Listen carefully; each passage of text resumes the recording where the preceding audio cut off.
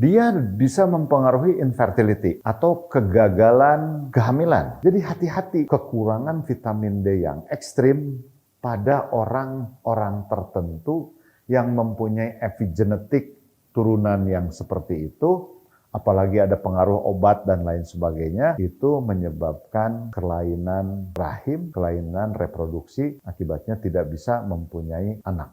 Untuk melihat status vitamin D ternyata juga berisiko terhadap gestational diabetes. Anda tahu nggak? Hampir seluruh pasien PCOS, apalagi dia gemuk, apalagi dia obes, akan kekurangan vitamin D. Kenapa? Karena vitamin D itu kan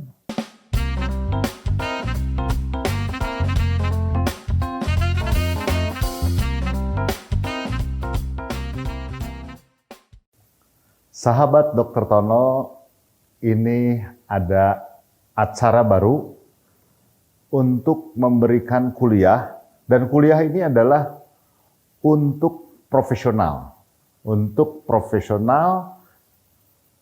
mengenai apa sih bagaimana mencegah kekurangan vitamin D dan juga bagaimana terapinya. Walaupun ini untuk profesional, saya akan mengemasnya bagaimana masyarakat awam pun mengerti. Oleh karena itu, banyak istilah-istilah kedokteran yang akan saya terjemahkan supaya kita mengetahui bagaimana pentingnya vitamin D itu, terutama untuk kehamilan. Jadi dalam sesi vitamin D ini ada dua. Pertama adalah bagaimana strategi pengobatan dan pencegahan vitamin D pada wanita hamil, dan juga bagaimana pada infertility untuk reproduksi. Dan ini penting sekali karena hampir data kita 99% penyakit infertility dan reproduksi kekurangan vitamin D. Jadi mari kita lihat, sebelum kita kepada materi, kita menentukan dulu kalau Anda diperiksa laboratorium, andaikan diperiksa laboratorium. Bagaimana kriterianya? Kalau defisiensi, biasanya kita disebut defisiensi saja. Kebanyakan laboratorium dilihat ada nanogram per mililiter atau nanomol per liter. Kebanyakan lihat yang ini. Jadi kalau dia severe defisiensi, jadi betul-betul defisiensi yang berat, itu kadarnya kurang dari 10 nanogram per mililiter. Kalau dia moderate, 10 sampai 20. Jadi begitu diperiksa vitamin D, Anda masuk di mana nih? Apakah kurang dari 20 itu defisiensi, kurang dari 10 itu defisiensi berat. Ini menentukan dosis pengobatan. Nah, insufisiensi adalah kurang, tetapi antara 20 dan 30 nanogram per mililiter. Jadi kalau Anda membaca hasil laboratorium status vitamin D berdasarkan kadar vitamin D, Anda lihat satuannya dulu, apakah nanomol per liter atau nanogram. Di lab-lab di Indonesia kebanyakan nanogram per mililiter. Kalau defisiensi itu disebut defisiensi kalau kurang dari 20. Dibagi dua kelompok. Kalau berat itu kurang dari 10, kalau moderate itu antara 10 dan kurang dari 20. Jadi yang mana tuh?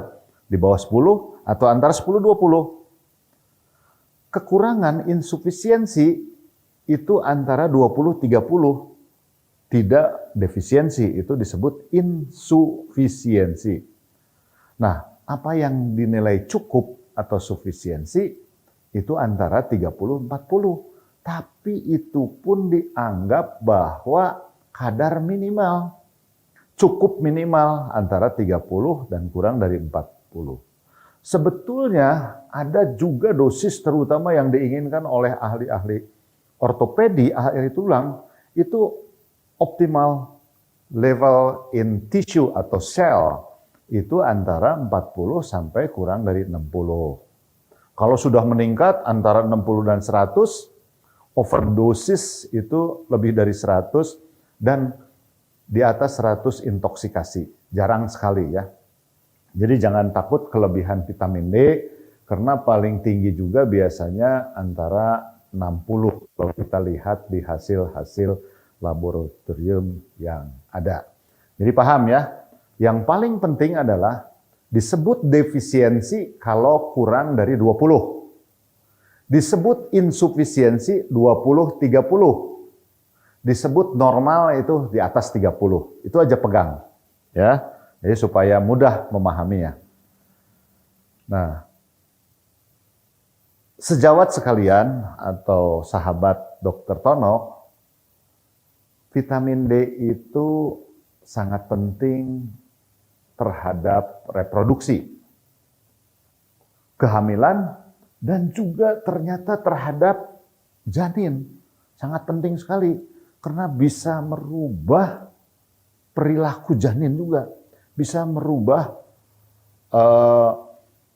morfologi dari brain, dari otak janin. Ternyata penting sekali. Satu, dia bisa mempengaruhi infertility atau kegagalan kehamilan, kegagalan penempelan waktu implantasi. Atau juga bisa mempengaruhi imun tolerance. Ya, jadi sistem imun dipengaruhi. Ini sangat identik dengan waktu kita COVID. Waktu kita COVID kan dianjurkan meminum vitamin D. Salah satunya karena yang paling sangat penting terhadap sistem kekebalan tubuh. Nah, selain pertahanan, itu juga bisa berpengaruh. Kalau dia kurang vitamin D, ibu-ibu kurang vitamin D nih ya, bisa menyebabkan bacterial vaginosis. Ya. Kemudian dari semua review ada, itu bisa meningkatkan. Kalau dia kekurangan vitamin D, bisa menyebabkan atau meningkatkan gestational diabetes. Ini terlihat nanti dibahas PCOS. Kemudian preeklamsi dan keguguran. Ya, keguguran berulang. Recurrent pregnancy loss. Harus diperhatikan kemungkinan kita pada pregnancy loss yang recurrent harus memberikan suplementasi vitamin D. Prematurity dan meningkatkan ternyata dari review itu sampai odd ratio-nya tuh di atas hampir 2 kali meningkatkan cesarean section. Ya, jadi sangat penting sekali vitamin D ini, karena begitu vitamin D-nya kurang berarti mikronutrien lain juga kemungkinan kurang, gitu ya. Kemungkinan kurang mikronutrien lain. Oleh karena itu dia bisa juga mempengaruhi kepada morfologi dari otak. Nanti kita lihat di dalam perkembangan janin di awal. Ya, selain tentu tulang ya, tentu tulang dan juga karena mempengaruhi deformitas dari tulang, ya, multiple sclerosis, dan kadang-kadang orang-orang dengan defisiensi vitamin D, ibu hamil itu menyebabkan kemungkinan asmanya meningkat, ya. Jadi ini sebetulnya kenapa vitamin D saat ini menjadi perhatian, sahabat Dr. Tono. Ini kita hari ini khusus membahas pada ibu hamil. Ya, jadi jangan lupa nanti bagian keduanya kita akan membahas pada infertility, termasuk juga penyakit-penyakit seperti miom, PCOS, endometriosis. Itu bagaimana penelitian kita membuktikan hampir 99% kekurangan vitamin D. Nanti tunggu di episode kedua ya dari vitamin D ini. Sejawat sekalian, para mahasiswa yang saya cintai, ya, terutama peserta PPDS, ketika kita mau mengobati kekurangan vitamin D, kita harus tahu juga sejarahnya kenapa vitamin D ini penting. Ini saya agak panjang lebar supaya sebetulnya ini dimengerti oleh Anda semua. Misalnya penyakit rickets pada tahun 1918 saat Perang Dunia ke-1 itu di daerah Eropa, di Inggris dan di Vienna, Austria itu anak yang tinggal di kota lebih banyak terkena rickets, penyakit rickets ya. Dia seperti dalam gambar, dianya begini ya. Ternyata apa penyebabnya? Diduga karena kekurangan paparan sinar matahari. Waktu itu, wah ini ternyata daerah ini kurang sinar matahari. Ada di satu daerah Inggris dan di Vienna penyakit rickets-nya meningkat. Ternyata ada penemu vitamin D, ahli biokimia dari Amerika pada tahun 22 menemukan ya, penemu vitamin D. Ternyata si penyakit tadi itu, rickets itu disembuhkan dengan pemberian minyak ikan, jadi dari hati ikan kort. Ya, kalau Anda lihat ikan kort itu, kalau kita kayak ikan apa ya, sebesar-besar begini ya. Nah, itu dari hati ikan kort itu ternyata minyak dari hati ikan kort itu kaya akan vitamin D. Oleh karena itu, bila kekurangan vitamin D, sumber-sumber protein hewani itu penting. Banyak di situ ya. Nah, setelah ditemukan tahun 2022, tahun 28 ada seorang ahli kimia dari Jerman, Widdaus, menemukan struktur kimia vitamin D. Nah ini kenapa sejawat berpengaruh kepada reproduksi? Karena komponennya itu ada di dalam vitamin D, sterol, jadi seperti steroid. Dan kerjanya di inti. Nanti ini menjadi inti bagaimana kita pentingnya mengetahui vitamin D. Kalau kita hanya melihat mau mengobati ini gampang, tapi dasar-dasarnya ini kita harus kuasai. Karena ini adalah kuliah atau bahan diskusi untuk para calon spesialis obgyn, para obgyn yang berpraktek, dan menemukan transformasi kolesterol menjadi vitamin D. Dan ini tahun 28 dia menerima Nobel Prize gitu ya. Hadiah Nobel. Itu bagi ilmuwan kedokteran hanya satu orang dan itu sangat prestisius ya. Jadi si Aldop ini luar biasa ya, dari Jerman. Kemudian juga ditemukan hubungan antara vitamin D dan kanker. Jadi meta-analisis yang terbaru, orang yang kanker itu ternyata defisiensi vitamin D dan banyak yang berat. Nah, apa sih? Ini terutama pada waktu pertama ditemukan pada kanker kulit. Ya. Jadi lebih rendah pada yang kanker kulit dibandingkan yang tidak kanker. Apa hubungannya? Karena vitamin D ini sebetulnya diproduksi di dalam tubuh juga. Selain dari luar, dia makan, kemudian tubuh juga memproduksi. Di mana tubuh memproduksi? Di kulit. memproduksi provitamin D, ya. Nah, itu matahari ini yang akan mengaktifkan. Nanti kita bahas jam berapa saja yang paling baik Anda berjemur. Jadi ini juga mempengaruhi kepada prognosis. Jadi orang kanker kalau kekurangan vitamin D sulit sembuh, kemoterapinya enggak responsif, kemudian juga kematiannya lebih cepat. Nah, tahun 2027 kalau Anda lihat ada satu tulisan di jurnal menjadi vitamin D ini penelitian populer. Bukan di bidang reproduksi saja, di bidang jantung, pembuluh darah, imunologi itu luar biasa, ya. Dan semua perhatian ke sana. Barulah dia bertanya, ternyata dunia ini terkena pandemi. Selain COVID pada waktu itu, orang bilang, ini ada pandemi lagi.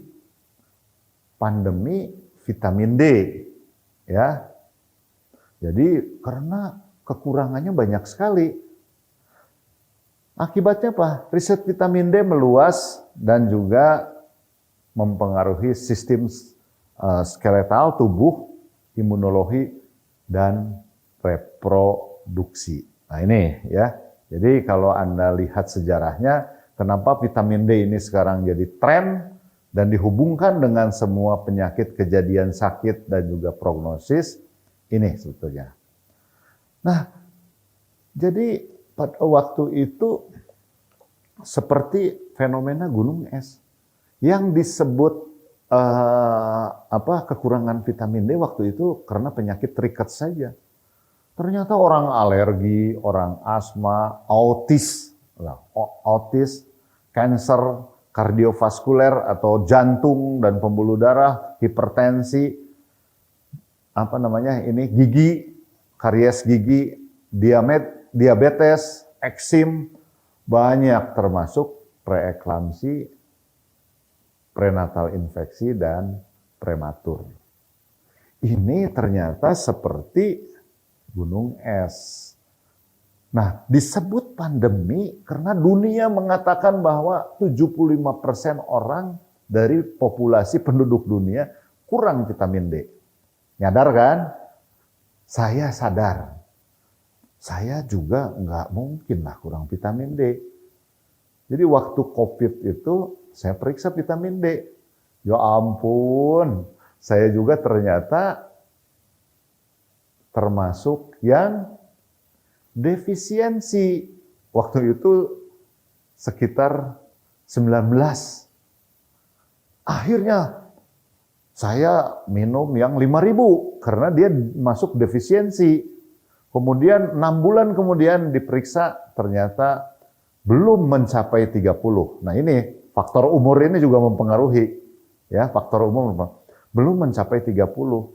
Sampai saat ini saya mengkonsumsi vitamin D terus dan terakhir diperiksa sudah di atas 30. Ya. Tentu itu juga karena kekurangan itu menyebabkan semangat saya berjemur, olahraga, kemudian ya itu meningkatkan ternyata vitamin D. Ya, saya kaget sekali 6 bulan saya terapi belum mencapai kadar normal, padahal saya ambil yang 5.000. Ya. Nah, kalau kita lihat peta di dunia, ini kita lihat Indonesia ya. Indonesia ini merah ya, jadi merah. Termasuk sama dengan Rusia, kekurangan vitamin D di daerah Asia itu cukup berat. Padahal kita ini daerah tropis ya. Ya, terima kasih. Ini kenapa kita lihat di Bandung. Saya bekerja sama dengan PT Daria Varia sebetulnya dalam sesi ini, ya, untuk vitamin D.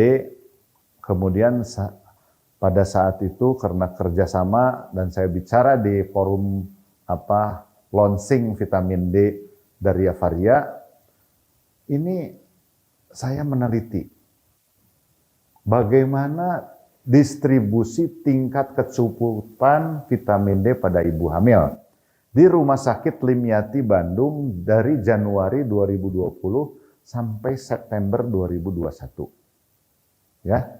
Jadi data itu ada 699 rumah sakit Limyati di Kota Bandung termasuk rumah sakit RSIA terpandang dan rata-rata dikatakan lebih high class ya dari sosioekonomi.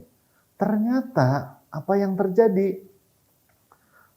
Ternyata 96% dari hasil laboratorium yang kita periksa, 96% dari 699 yang diperiksa itu mengalami defisiensi vitamin D dan insufisiensi. Ya.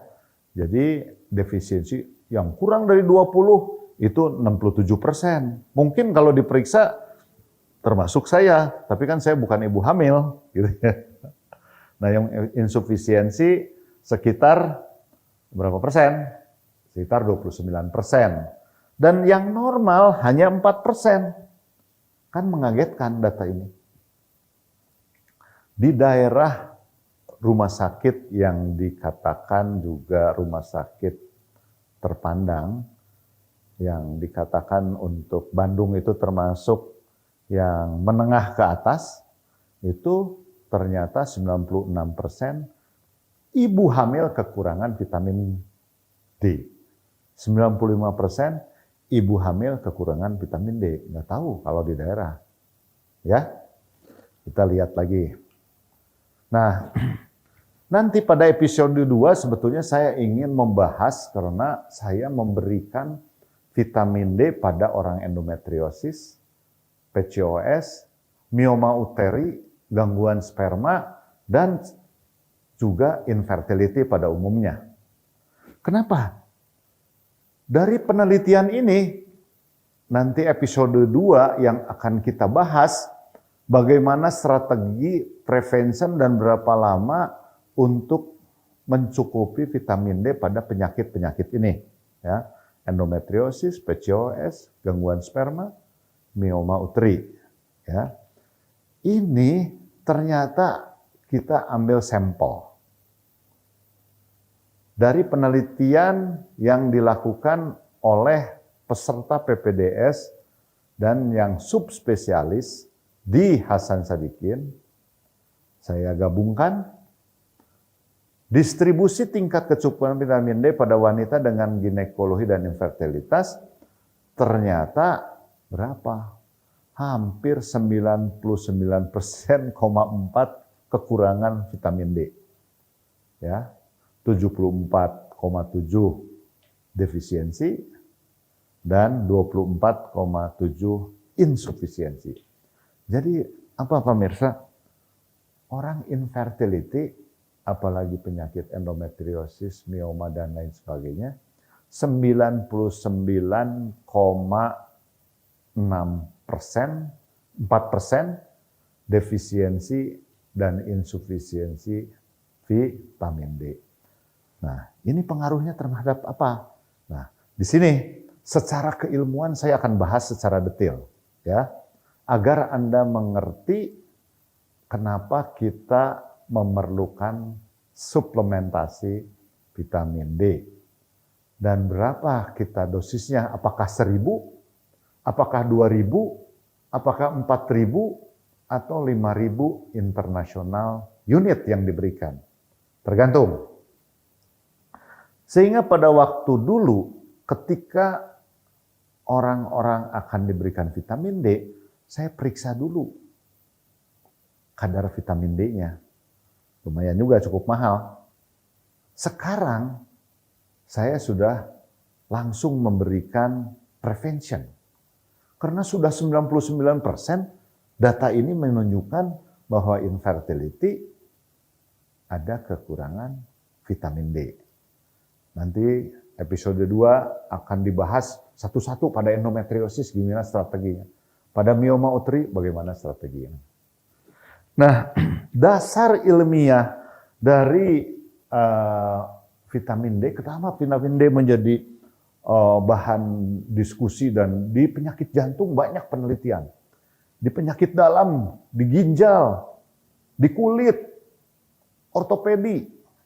Karena ternyata vitamin D itu mempunyai efek pleotropik. Apa sih yang disebut pleotropik itu?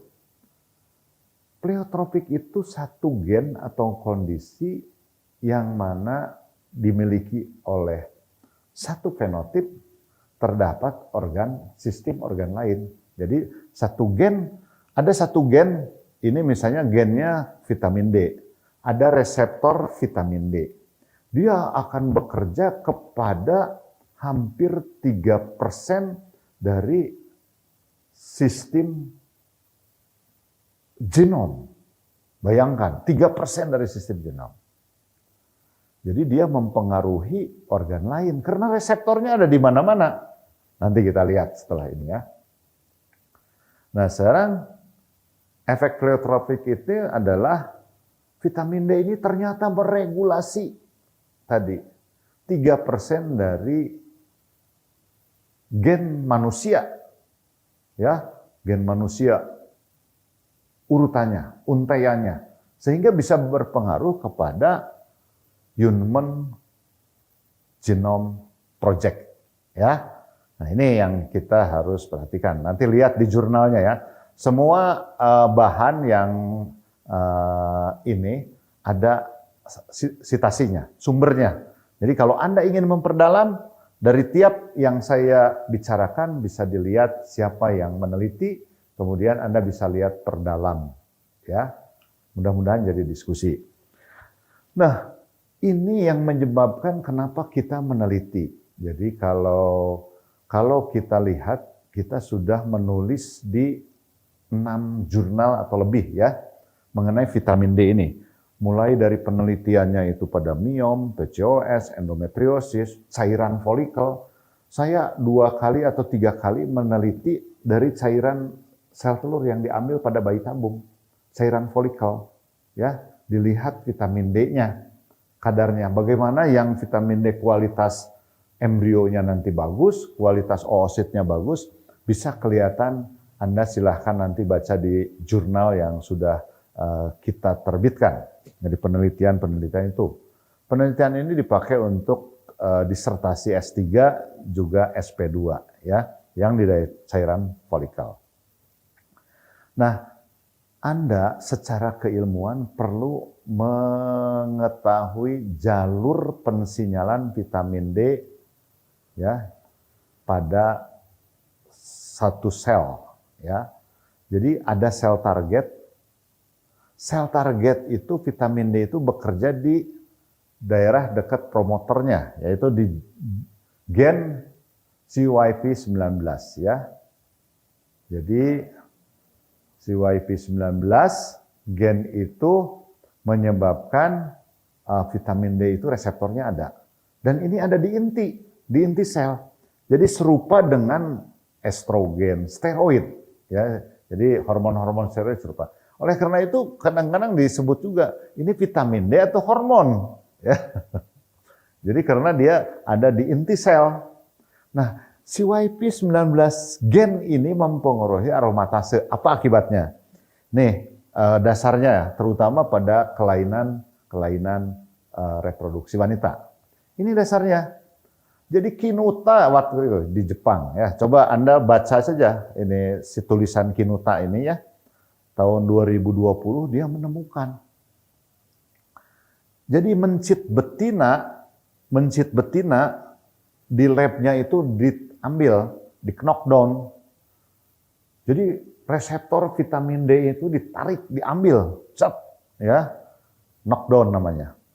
Sehingga tidak ada reseptor vitamin D. Akibatnya apa? Vitamin D reseptor itu tidak terekspresi. Begitu vitamin D reseptor tidak terekspresi, gen CYP19 juga tidak diekspresikan. Jadi si proteinnya itu tidak terbentuk. P450 aromatase itu sangat penting banget buat reproduksi. Terutama wanita. Oleh karena itu, akibat tidak diekspresikan CYP19, terjadi gangguan tidak terbentuknya biosintesis estrogen. Dan kadar estrogen itu rendah karena aromatasenya diganggu. Apa akibatnya? Hipoplasia uterus. Nah, saya minggu ini menemukan ada 2 orang yang benar-benar nangis, rahimnya itu kecil, tidak haid, dan juga, anaknya itu cantik banget, ya. Kalau menurut saya cantik banget, dan dari orang terpandang. Dia hipoplasia uteri, kemudian sel ovariumnya juga jelek. Artinya nanti ada di situ kelainan dari gen atau kromosom, ya. Sehingga kemarin baru diperiksa kromosomnya, dia hipoplasia uteri. Folikulogenesisnya tidak ada. Udah pasti infertilitas, bukan infertilitas lagi. Pasien ini akan tidak mempunyai anak. Mau diapakan saya tidak mempunyai anak. Ya. Jadi hati-hati. Kekurangan vitamin D yang ekstrim pada orang-orang tertentu yang mempunyai epigenetik turunan yang seperti itu, apalagi ada pengaruh obat dan lain sebagainya, itu menyebabkan kelainan rahim, kelainan reproduksi, akibatnya tidak bisa mempunyai anak. Ya. Nah, sekarang pada yang jantan, apakah pengaruh pada yang jantan atau kelainan sperma? Kita sama. Jadi mencit jantan, di knockdown si gen reseptor vitamin D, akibatnya gen CYP19 pada testis itu tidak terbentuk. Akibatnya protein aromatase tidak terbentuk dan mengganggu biosintesis testosteron. Sehingga sama dengan perempuan, testosteron di laki-laki rendah, estrogen di perempuan rendah kalau diambil vitamin D-nya. Nah, ternyata apa? Pertambahan berat testis sementara. Setelah di knockdown, dia membesar. Habis itu bentuk. Ini kayak dikebiri gitu ya. Jadi histologi testis, jadi gambaran sel testis jadi abnormal. Sperma terganggu. Jadi termasuk jumlah dan motilitasnya. Serta banyak sperma yang bentuknya abnormal. Ya, ini laki-laki kalau infertility hati-hati kekurangan vitamin D. Oleh karena itu Anda harus sehat, vitamin D harus cukup dari nutrisi. Kalau nutrisi kurang, sumber. Kalau sumber kurang, kita juga memproduksi secara internal di kulit. Tapi harus kena sinar matahari. Ya, harus kena sinar matahari. Karena vitamin D itu dalam bentuk proaktif, baru diaktifasi oleh ultraviolet.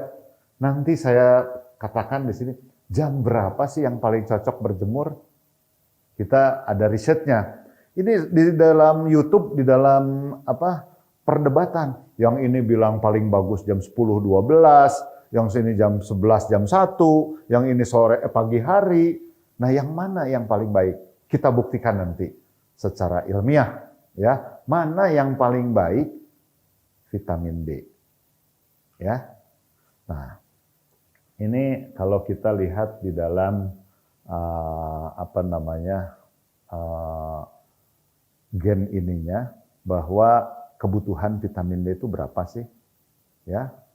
Kalau dia severe berapa, defisiensi, moderate, dan severe, kemudian yang insufisiensi. Kemudian yang sufisiensi berapa? Intoksikasi gimana? Nah, di sini ya. Sebetulnya kebutuhan vitamin D itu secara umum pada bayi itu sekitar 400 ya. Pada bayi ya. Pada 1 tahun itu sekitar 600 sampai 1000 sebetulnya. Jadi ada juga yang mengatakan dosisnya kebutuhan sehari itu tubuh itu 1000 gitu ya. Kalau 1000 per hari cukup. Dan itu sebenarnya bisa dicukupi oleh produksi dalam tubuh kulit gitu ya. Tapi kalau provitamin D-nya kurang, ya tetap masih kurang. Nah ini saudara-saudara, para sejawat sekalian, ini yang penting Anda karena di dalam saya melihat YouTube, yang ini ngomong segini, yang ini ngomong segini. Nah apa? Ini ada jurnal, ya, jurnal. Jadi bagaimana optimal waktu untuk kena matahari, ya, supaya vitamin D-nya itu kuat. Jadi matahari itu ada dua, kalau Anda perhatikan, radiasi ultraviolet A dan B.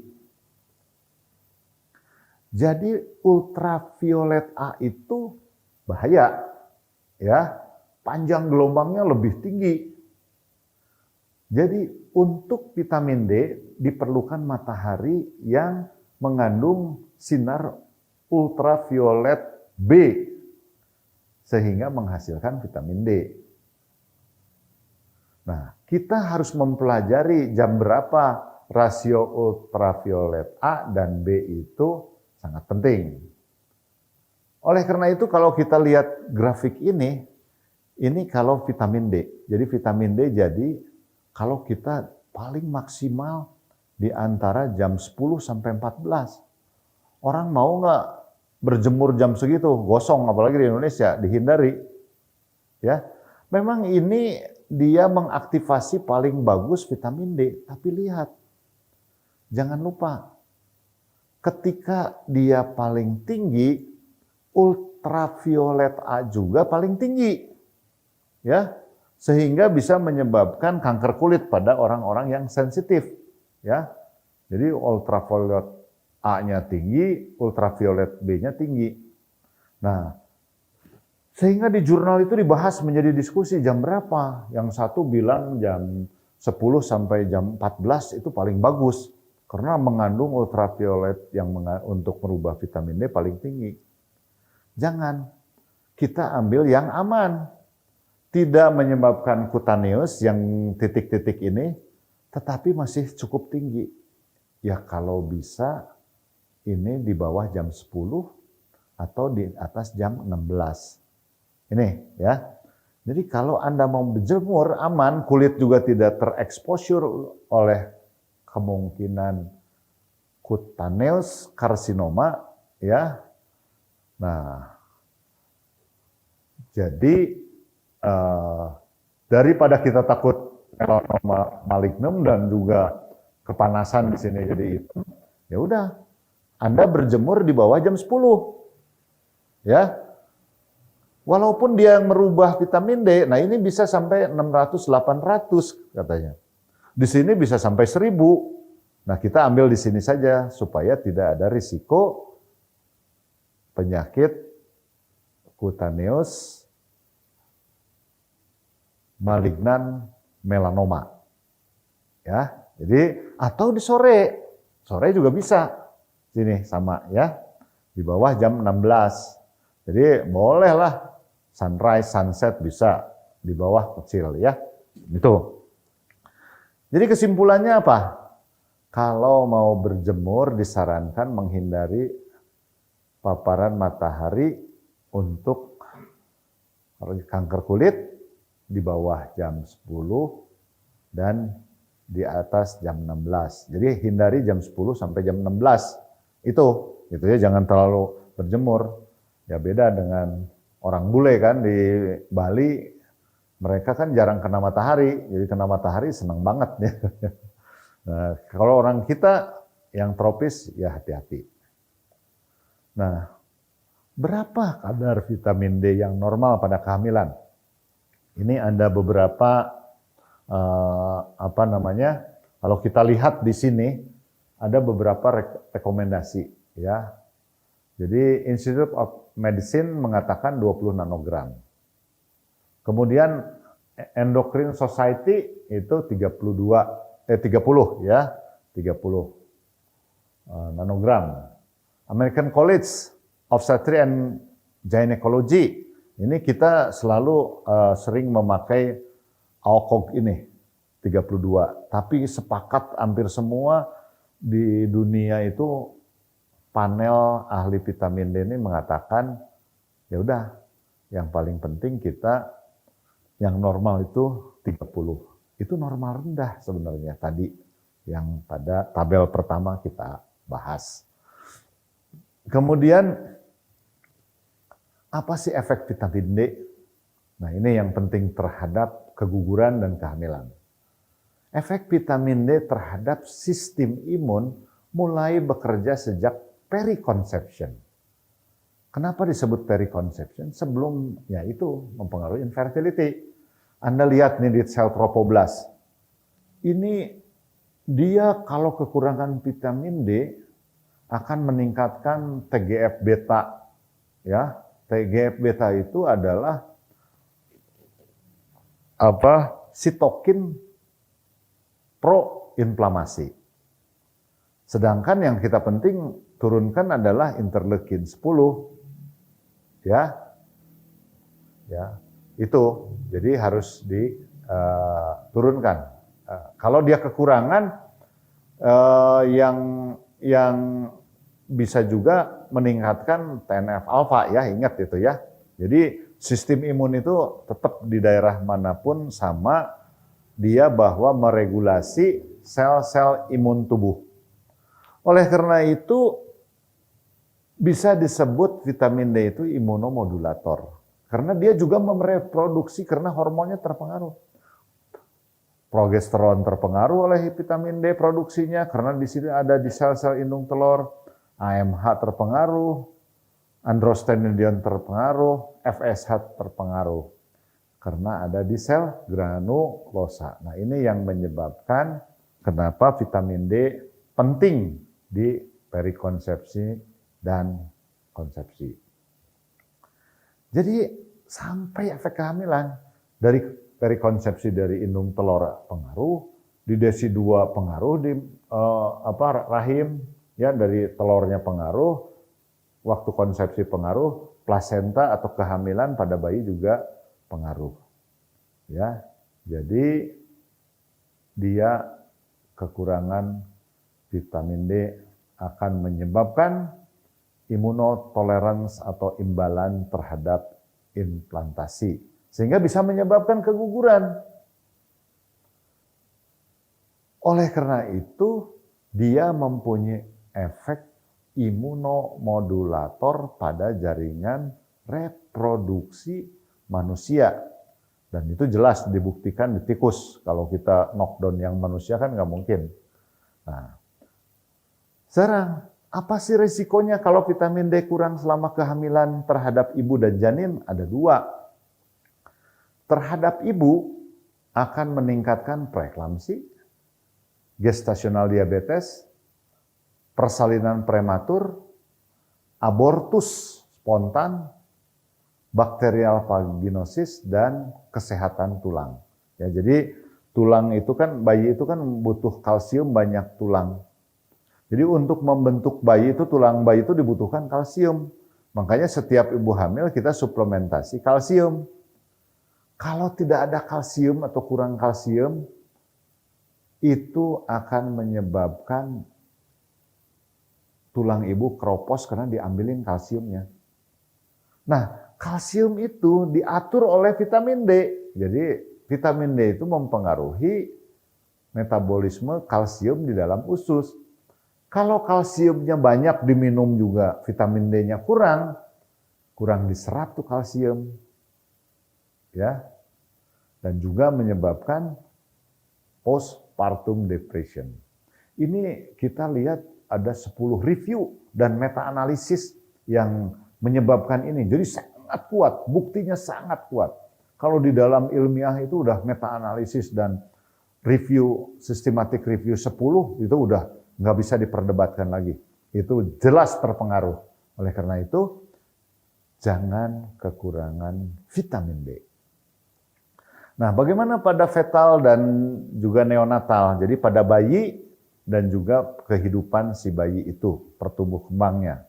Ya, dia mempengaruhi epigenetik.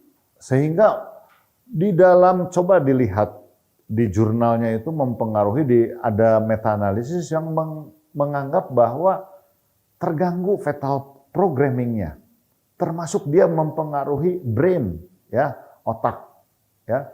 Jangan-jangan nanti salah satu penyebab dari Stunting di kita adalah kekurangan vitamin D.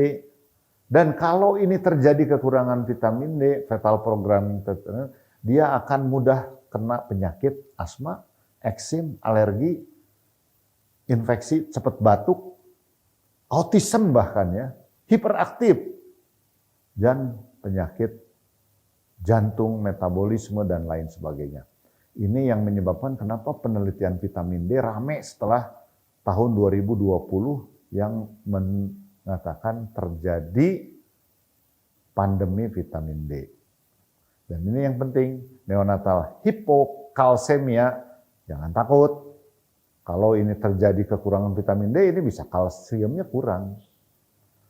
Dan juga pertumbuhan tulang si anak, serta low birth weight. Ya.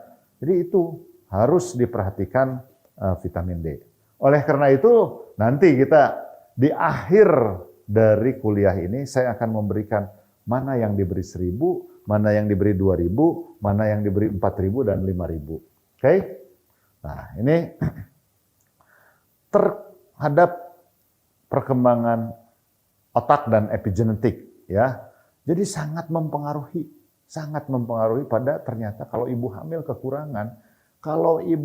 kekurangan tadi epigenetik fetal programmingnya terpengaruh. Ini di sini. Dan ini tidak bisa diperbaiki kalau udah dia di sini, terlambat. Oleh karena itu, genetik dari fetal epigenetik itu akan menyebabkan dia mudah sakit atau tidak. Kalau dia defisiensi, anak itu akan mudah sakit. Karena epigenetiknya terpengaruh, genetiknya terpengaruh. Nah, apa yang ini setelah dia tumbuh juga dia akan menyebabkan outcome yang kurang baik. Kenapa? Karena terjadi gangguan metilasi DNA dan lain sebagainya ya. Anda silahkan baca lebih detail di jurnal ini kalau ingin memperdalam atau melakukan penelitian lain ya di Journal of Endocrinology ya. Nah, sekarang yang paling dekat saja ada satu meta-analisis bagaimana vitamin D itu menyebabkan abortus. Jadi kalau orang abortus hati-hati defisiensi vitamin D ya. Orang abortus hati-hati defisiensi vitamin D. Defisiensi vitamin D yang berat dapat merusak perkembangan awal embrio dan menyebabkan abortus spontan. Ya, apa? Ini dari review artikel. Coba Anda baca di artikel ini, lihat ya, dan ada berapa artikel, lebih dari 10 artikel ya, yang mengatakan bahwa vitamin D berpengaruh secara signifikan, kebanyakan berpengaruh defisiensi itu merugikan terhadap outcome abortus ya. Dia terbukti berpengaruh terhadap kejadian abortus ya. Nah, apa sih defisiensi pada keguguran berulang? Jadi tadi abortus saja. Sebagian besar yang wanita yang mengalami keguguran berulang mengalami defisiensi vitamin D. Jadi kalau keguguran lagi, kasih suplementasi vitamin D, atau kalau mau ya periksa dulu vitamin D-nya, sehingga lebih akurat. Kenapa sih vitamin D? Karena mempengaruhi imunologi. Ini penting sekali di dalam patofisiologi atau awal dari keguguran. Karena kehamilan akan terjadi kalau ada keseimbangan T helper 1, T helper 2, imunitas sel B dan MK. Sehingga janin tidak ditolak. Kalau ini terjadi T helper 1 lebih tinggi, itu janin akan ditolak dan juga akan menyebabkan abortus. Ya. Jadi wanita-wanita yang defisiensi vitamin D ternyata juga berisiko menderita atau menyebabkan antiphospholipid antibody yang hubungan erat dengan autoimun. Jadi bisa menyebabkan gangguan autoimun yang berpengaruh buruk terhadap reproduksi, ya. Nah, ini vitamin D pada keguguran berulang ini terkenal sekali ya tulisan si Chown ini ya, bahwa ini Anda bisa baca di Molecular Medicine Report 2021, itu vitamin D itu akan mempengaruhi beberapa. Kalau kita lihat yang biru itu, dia akan menurunkan kalau defisiensi vitamin D, ya. Ini kita lihat dan meningkatkan interleukin 10, TGF beta, kemudian juga T helper 2 yang nanti akan menyebabkan hal-hal yang mempengaruhi keguguran. Jadi vitamin D terhadap sistem imun ini akan menekan produksi sitokin yang dihasilkan oleh T helper 1 yang proinflamasi. Jadi akan menekan produksi sitokin yang dihasilkan oleh T helper 1. Ini interferon gamma, TNF alpha, ini jahat ini, ya, proinflamasi. Dia kalau vitamin D berperan juga memicu produksi sitokin yang dihasilkan T helper 2. Dia antiinflamasi. Jadi musuhnya nih, kalau ini T helper 2-nya naik, T helper 1-nya turun, yaitu kehamilan aman. Ya. Jadi vitamin D dapat digunakan menjadi agen imunoterapi yang efektif untuk keguguran berulang. Jadi kalau keguguran berulang, sudah tanpa pikir panjang berikan suplementasi vitamin D ya untuk memperbaiki sistem imun agar janin tidak ditolak, ya. Jadi terhadap progesteron ini kan kalau dia kehamilan itu ada progesteron induced blocking factor, PIBF, ya. Nah, itu penting sekali supaya progesteron ini melindungi dari terhadap kontraksi, terhadap inflamasi. Jadi itu yang paling penting di dalam vitamin D ini dan progesteron menghambat jalur proinflamasi. Jadi ketika vitamin D-nya cukup dan ada progesteron, disebut progesteron induced blocking factor, itu makanya sel NK, T helper 1, T helper 17 akan dia tekan menghambat jalur itu sehingga kehamilan berlangsung. Kalau dia menang si proinflamasi ini NK atau T helper 1 naik, itu terjadi keguguran. Nah, ini ya. Ini saya kira kalau semua dokter itu pasti paham. Jadi untuk terjadinya kehamilan, apa yang disebut adalah immunotolerance. Apa artinya? Imun sistem ini harus dimenangkan oleh T helper 2. T helper 1 harus turun. Termasuk NK sel tadi ya dan makrofag. Sehingga si embrio itu dapat tumbuh. Nah, defisiensi vitamin D juga meningkatkan risiko persalinan kurang bulan. Ini ada 24 penelitian. Ada 6 RCT dan 18 observational study di tulisan ini, ya. Nah, jadi di Obstetrics and Gynecology Research ini ada review. Silahkan Anda baca kalau mau memperdalam bahwa defisiensi vitamin D lebih dari 50 nanomol, tadi sekitar 30 ya kalau nanogram, pada ibu hamil meningkatkan resiko persalinan kurang bulan. Suplementasi vitamin D pada kehamilan dapat menurunkan risiko penyakit prematur, ya, prematur. Jadi terhadap preeklamsi sama, suplementasi vitamin D 50.000 IU per 2 minggu, ya. Kalau 50.000 IU per 2 minggu itu sekitar 5.000 atau 10.000 ya, dapat menurunkan resiko preeklamsi dan recurrent preeklamsi. Jadi ini penyebab kematian terbanyak di Indonesia, salah satunya adalah preeklamsi. Ibu di Indonesia yang meninggal karena preeklamsi, ibu hamil maksudnya, Nah, ini dikurangi dengan suplementasi vitamin D. Nah, untuk melihat status vitamin D ternyata juga berisiko terhadap gestasional diabetes. Anda tahu nggak? Hampir seluruh pasien PCOS, apalagi dia gemuk, apalagi dia obes, akan kekurangan vitamin D. Kenapa? Karena vitamin D itu kan diserap juga di lemak tubuh. Jadi makin banyak lemaknya, vitamin D-nya nggak aktif.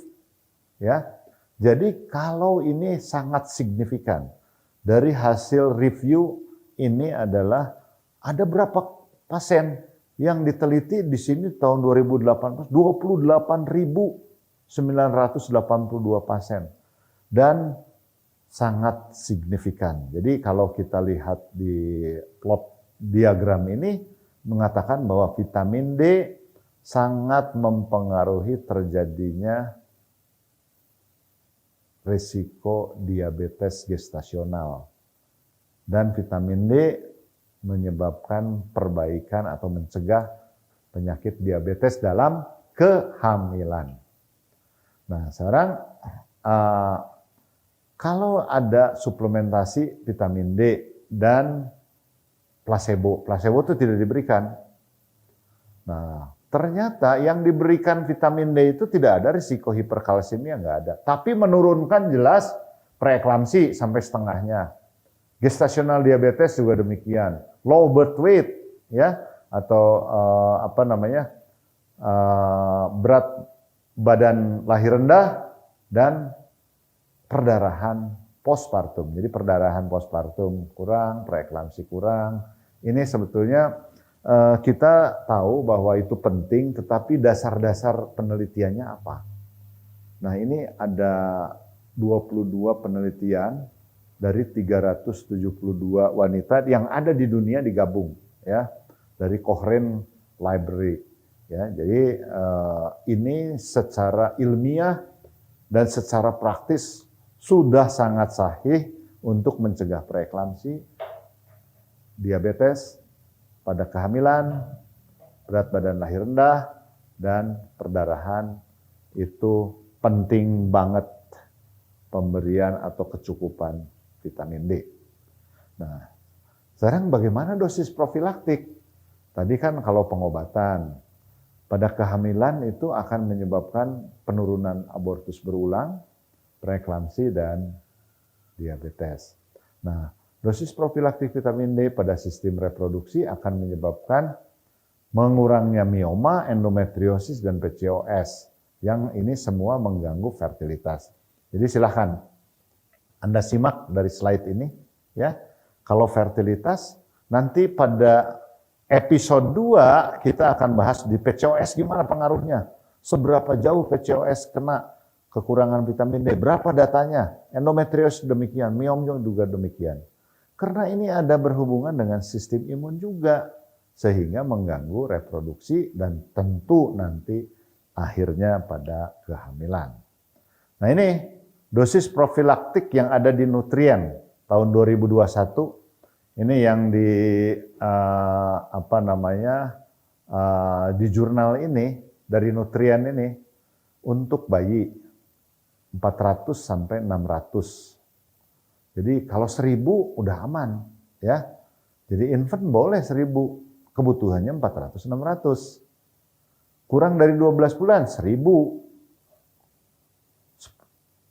Nah, 1 tahun sampai 10 tahun perlu 2000. Ya. Nah, itu yang lebih remaja dan orang dewasa 4000, ya.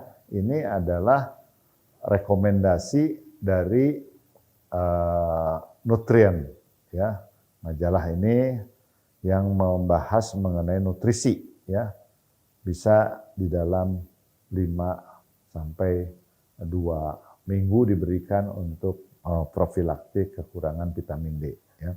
Jadi memang ada beberapa yang memeriksa pada bayi itu vitamin D. Data yang dikatakan dari sejawat saya di Jakarta, ada juga di podcast mengatakan bahwa hampir 80% kekurangan vitamin D, ya. Padahal dia di ring 1. Artinya dia mempunyai ekonomi yang bagus. Nah, ini yang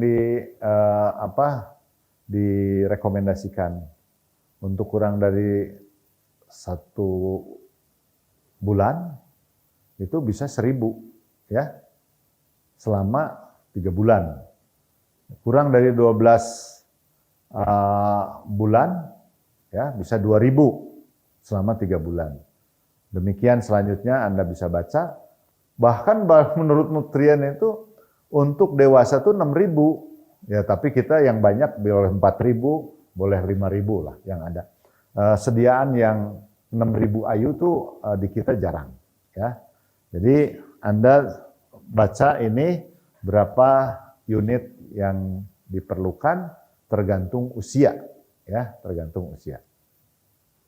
Jadi nah ini terapi defisiensi vitamin D pada kehamilan sebetulnya bukan terapi. Rekomendasi AOKOK ini untuk suplementasi defisiensi vitamin D pada kehamilan, mencegah defisiensi. Jadi orang hamil tuh penting suplementasi. Tanpa diperiksa orang hamil boleh 1.000-2.000 per hari IU ya. Untuk mencegah defisiensi. Kalau dia sudah defisiensi itu 5.000 IU ya. Nanti kita lihat. Dan di kita sejak dari tahun 2020 banyak farmasi yang memproduksi vitamin D. Cari yang vitamin D yang lengkap, yang ada 1.000 IU, 2.000 IU, dan 5.000 IU ya. Nanti di belakang setelah ini ada sedikit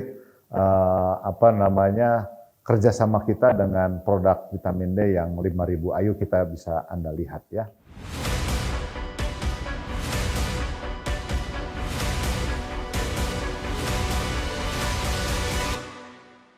Nah, ternyata suplementasi vitamin D pada dosis 5.000 IU per hari paling efektif untuk kehamilan. Jadi kalau kehamilan defisiensi, udah 5.000. Boleh 2 bulan, 3 bulan mau diperiksa lagi boleh. Ya. Terus sampai lahir nggak apa-apa. Ya. Karena di situ vitamin D sangat dibutuhkan untuk metabolisme kalsium. Ya. Nah, dosis yang aman ada juga vitamin D. Nah, kalau kita melihat semua jurnal kita kumpulkan, berapa sih yang butuh vitamin D? Ternyata 4.000. Dia 4.000 dengan 5.000 atau 6.000 sama saja. Jadi dosis itu 4.000. Tapi kan kita ada obatnya yang mana? Yang 5.000 ya pakai 5.000 saja gitu. Ya. 4.000 agak jarang juga gitu ya, tergantung. 4.000 dan 5.000 tidak ada perbedaan yang bermakna di dalam satu penelitian. Ya, ini saya kira tadi sudah ada. Ini rekomendasi vitamin D juga sudah. Tadi ini juga dosis terapeutik sudah kita bahas ya. Nah, ini terakhir nih. Take home message-nya apa dari kuliah ini? Ya, kuliah ini sekali lagi untuk kalangan profesional, tapi saya membahasnya pelan-pelan karena mudah-mudahan para pemirsa juga yang bukan dokter, bukan profesional bisa mengerti kenapa dokter kita atau saya selalu memberikan suplementasi vitamin D pada pasien terutama infertility yang mau bayi tabung. Kenapa saya suka memberikan pada ibu hamil? Ya, karena datanya sudah kuat dan manfaatnya sudah jelas. 1.000 IU per hari dianjurkan untuk semua ibu hamil menyusui dan infertilitas tanpa memandang apapun. Itu wajib. Ya. Jadi kalau Anda mau ngasih 1.000 aman. 2.000 pun demikian. Ya, 2.000 demikian. Untuk yang defisiensi dan paling besar tuh, kalau dari orang Indonesia itu tadi kan angkanya juga 74%. Pada ibu hamil 64%. Itu perlu 5.000 IU. Ya. Nah, Rekomendasi vitamin pada ibu hamil. Nih. Ayom 400-600 ya. Batas dosis harian yang aman 4.000. Ini macam-macam, Endocrine Society 1.500-2.000. Jadi kalau kita lihat di Kanada 2.000, terus semua randomized control trial 2.000-4.000. Jadi nggak ada. Kenapa dosis ini bervariasi? Antara 2.000 dan 5.000 itu aman untuk ibu hamil, tidak akan ada kelebihan vitamin D. Dan itu sangat baik. Kenapa ibu hamil penting? Karena untuk metabolisme kalsium, agar kalsium itu yang diambil untuk pertumbuhan tulang janin, rangka janin itu kan dibentuk oleh kalsium banyak. Diambil dari mana? Dari darah ibu. Darah ibu kalsiumnya diambil. Kalau kalsiumnya kurang, yang diambil dari tulang ibu. Kalau vitamin D-nya kurang, usus kurang menyerap kalsium itu. Karena vitamin D ini berperan pada metabolisme kalsium. Ini tambah ngerti ya, kenapa kita harus memberikan vitamin D. Dan ini, take home note, ini yang terakhir. Jadi Anda silahkan dihafalkan ini, intinya adalah ini. Kalau Anda cek vitamin D, masuk yang defisiensi kurang dari 30, kalau defisiensi 4.000, 5.000 ya. Kalau insufisiensi 30 sampai 50 nanomol atau 20-29 nanogram boleh 2.000 ya. Kalau dia untuk tanpa memandang apapun dianggap normal, itu sekitar 1.000 tuh memang harus gitu ya, harus. Bahkan kalau kulitnya atau kena matahari itu bisa diproduksi sendiri 800 IU per hari itu. Kalau kena kita matahari betul gitu ya. Makanya kalau dia berjemur itu disarankan paling tidak tangan, muka itu kulit kelihatan. Nggak usah telanjang dada, nggak usah gitu ya. Nah, sekarang bagaimana? Anda berapa IU sih yang kita tahu? Kalau dia convert dari nanogram ke mililiter ke nanomol, itu kira-kira kalau dari nanogram ke milimol itu dikali 2,496. Kali 2,5 aja lah. Jadi kalau misalnya ya, itu kira-kira ya, kira-kira. Karena tiap laboratorium akan memberikan hasil satuan yang berbeda. Demikianlah para pemirsa, para mahasiswa, para peserta PPDS 1 dan subspesialis. Kenapa saya membahas vitamin D? Karena hampir semua orang di rumahnya itu ada vitamin D. Tapi buat apa? Belum tahu. Kenapa Anda memakan vitamin D? Suplementasi aja. Betul, nggak apa-apa. Di sesi ini saya ingin memberikan insight untuk kenapa sih penting vitamin D dan berapa dosis untuk pencegahan dan untuk pengobatan. Terima kasih. Salam sehat, salam reproduksi sehat. Jangan lupa kita bekerja sama dengan PT Darya Parya pada sesi ini. Jangan lupa langsung subscribe Dr. Tono, karena nanti akan ada bagian kedua, dan Anda boleh komen. Siapa tahu dapat hadiah menarik nanti. Ya, terima kasih. Selamat malam. Dadah.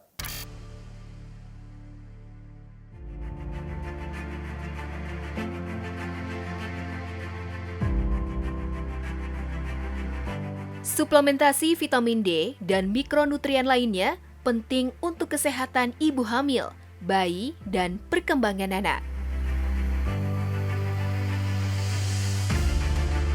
Meskipun Indonesia merupakan negara yang kaya akan sinar matahari, namun prevalensi defisiensi vitamin D cukup tinggi, termasuk pada ibu hamil. Berdasarkan penelitian yang dipublikasikan di Medical Journal Indonesia, 99,6% ibu hamil mengalami defisiensi vitamin D. Ibu hamil dengan defisiensi vitamin D berisiko mengalami preeklamsia, kelahiran prematur, diabetes pada kehamilan, dan komplikasi kehamilan lainnya. Berdasarkan European Journal of Obstetrics and Gynecology, kadar vitamin D berkorelasi erat dengan kasus preeklamsia. Dengan mengkonsumsi vitamin D akan menurunkan risiko kelahiran prematur hingga 60%.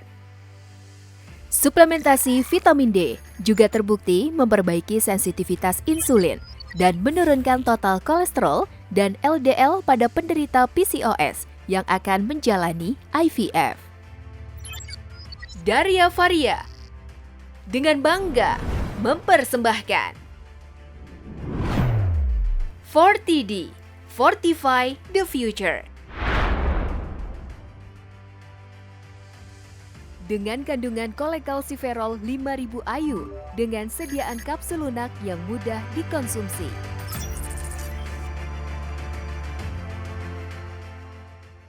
Forty-D, Fortify the Future. Untuk defisiensi vitamin D dalam berbagai kondisi. Forty-D, Fortify the Future. Membantu menurunkan risiko preeklamsia dan kelahiran prematur. Forty-D, Fortify the Future. Tersedia dalam bentuk kapsul lunak sehingga meningkatkan bioavailabilitas dan efektivitas. Forty-D, Fortify the Future. Tersertifikasi halal dan terjangkau.